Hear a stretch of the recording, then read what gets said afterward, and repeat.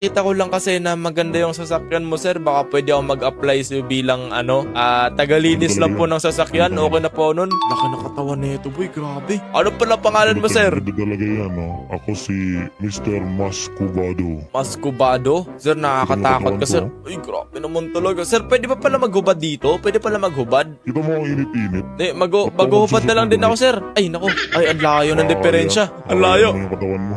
Kita mo yung katawan ko, oh. Ang laki. Sir, alam mo, sir, kahit maliit yung katawan ko, kaya kitang, tupiin dito sa 5. Sure ka ba? Oo, sure ako. Oy, joke lang. Joke lang. Gusto mo ganyan? Joke lang.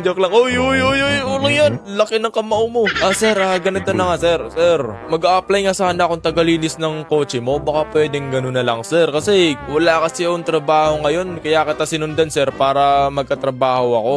Baka naman, sir. Diba? Meron na akong tagalinis dito eh. Pero kailangan ko ng mekaniko. Pwede ka Mekaniko?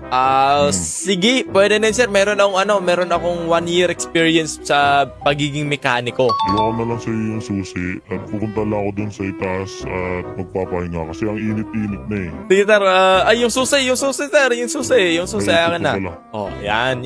Ako na bahala dito, sir, no? Sabi mo, ako na bahala dito eh. Sige, wait lang, Yung sasakyan ko kasi may yan eh. Nasira yung blinker.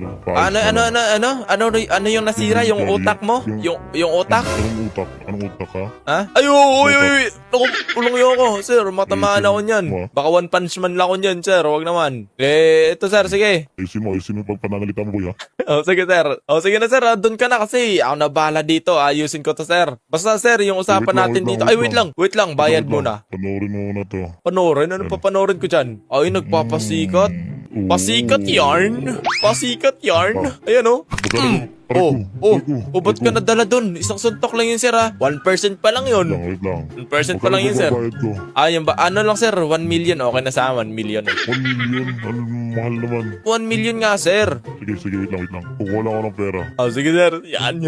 So, eto mga boy, no? Sa tingin ko, mayaman naman yung tao na yon. Kaya may naisip akong pwede natin gawin dito. Magtanong tayo sa kanya kung may iba pa ba siyang sasakyan kasi pwede nating nakawin yon. Pero, syempre, uunahin para natin nakawin to. Mamaya na natin itanong kapag nakuha na natin to mga boy, no? Ay, ito na siya. May dala na ata tong pera, sir.